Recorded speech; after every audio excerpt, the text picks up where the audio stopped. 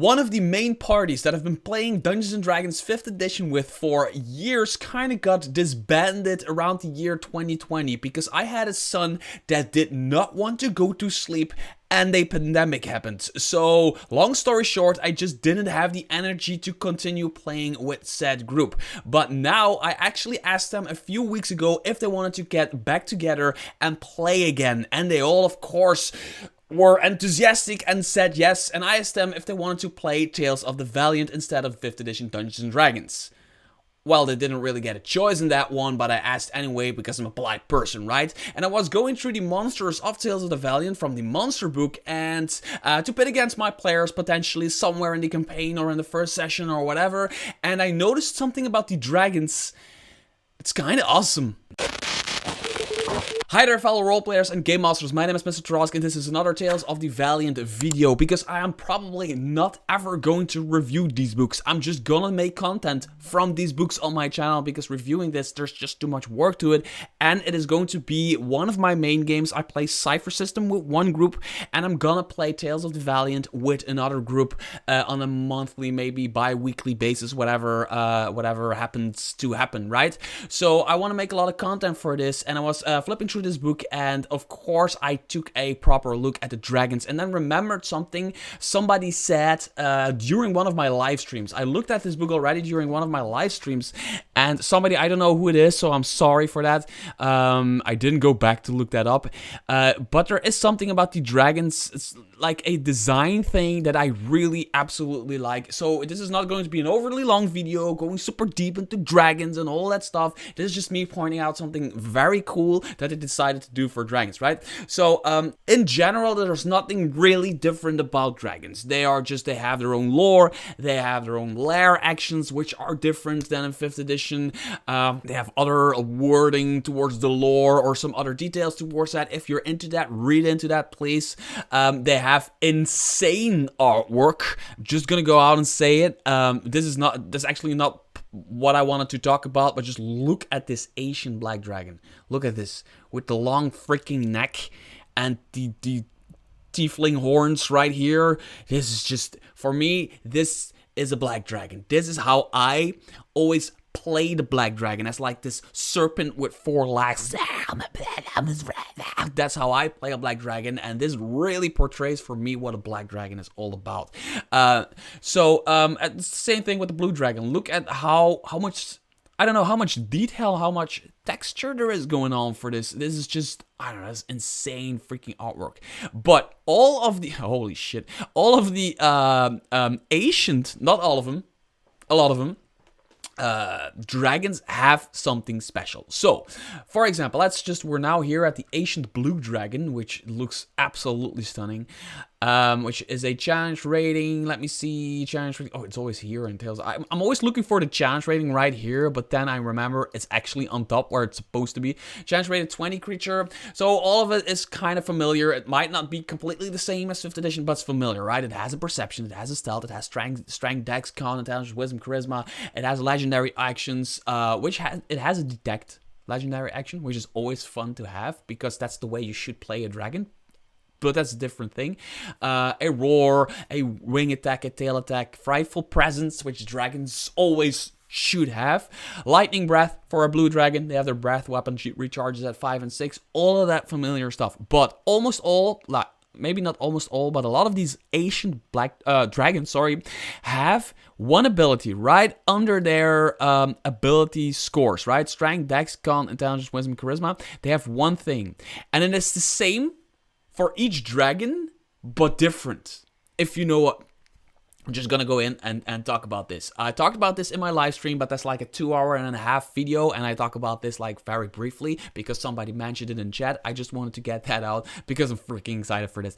So, for example, the Asian blue dragon has something called a charged hide. When the blue dragon hasn't, there was always like this sting tied against to it, right? So when the blue dragon hasn't exhaled its lightning breath, so it hasn't used its lightning breath yet, the electric charge builds up across its body. While the dragon's lightning breath is available, it emits wild sparks of electricity. And each creature that starts its turn within 30 feet of the dragon, 30 freaking feet of the dragon, must succeed on DC 22 con save or be incapacitated until the start of its next turn.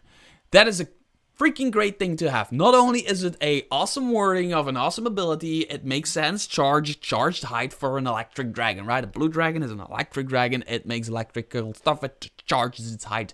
But it also is very, very fun. By the way, my players are starting at level 1. I'm not going to pit blue dragon at them at level 1. I was just scrolling through the book, looking for monsters, and then I bumped into this and remembered, right? So this is really cool for the Game Master because here the Game Master needs to make tactical decisions. And in a really old video of mine, I talk about how you should play dragons. And you should play dragons as if it knows what it's doing. It has a +4 in intelligence. It has a +9 on wisdom. It freaking knows what it's doing. It knows how to fight.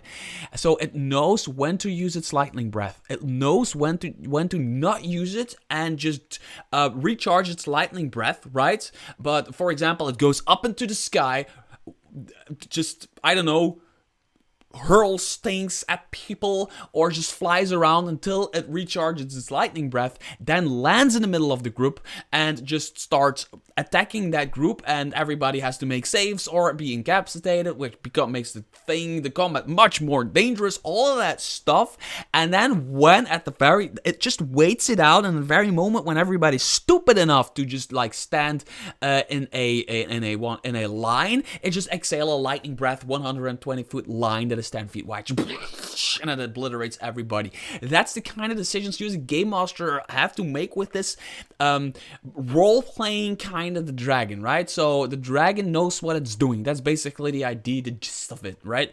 For the black dragon, it's the same thing. It has the same thing, but it's not the same thing. It has, how do you say this? Acidic vapors. After the black dragon uses its acid breath, you see what they did here? For the blue dragon, it's as long as it has its breath weapon available, it's charging up, right?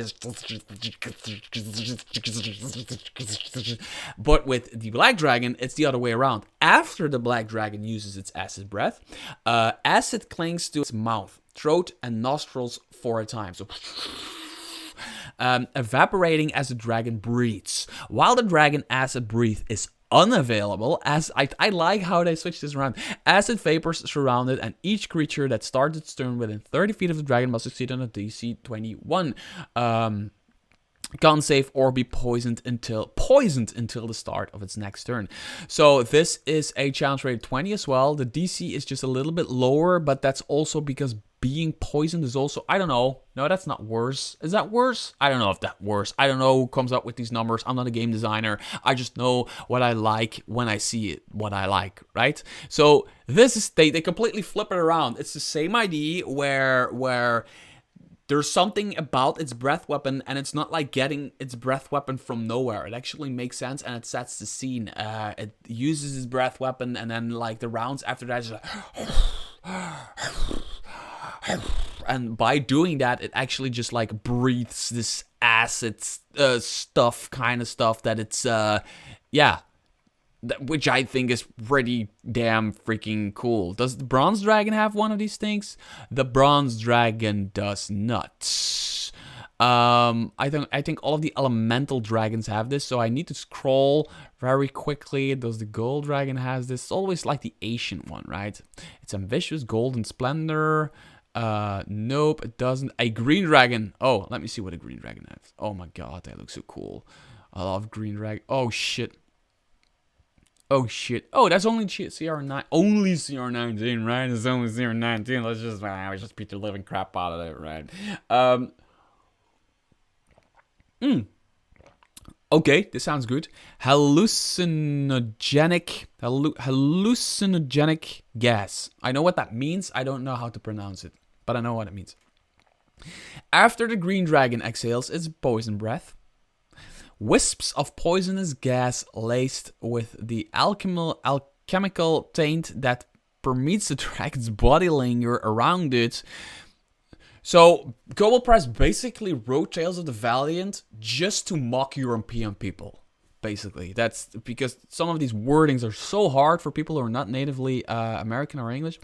While the dragon's poison breath is unavailable, each creature that starts its turn within 30 feet of the dragon must succeed on 20 DC 21 Wisdom save or be terrified, as the gas causes the creature to experience frightful hallucinations.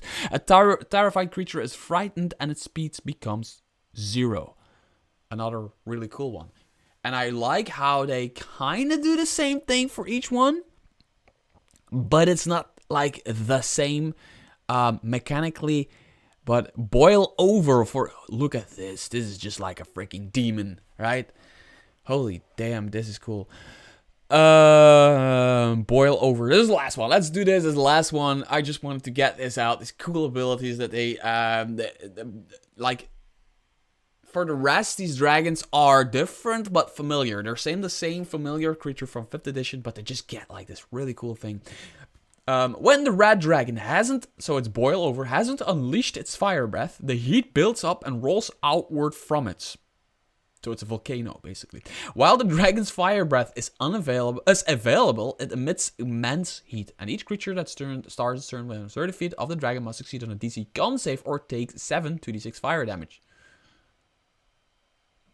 A creature that fails to save by 5 or more must also succeed 1 level of exhaustion. Oh, I was thinking like 7 damage on a CR 21 creature. 7 damage. And I was like, that's not a lot. But then if you fail to save by 5 or more, which happens because it's a 24 con save. So you have to roll to not be exhausted, you have to roll at least 19.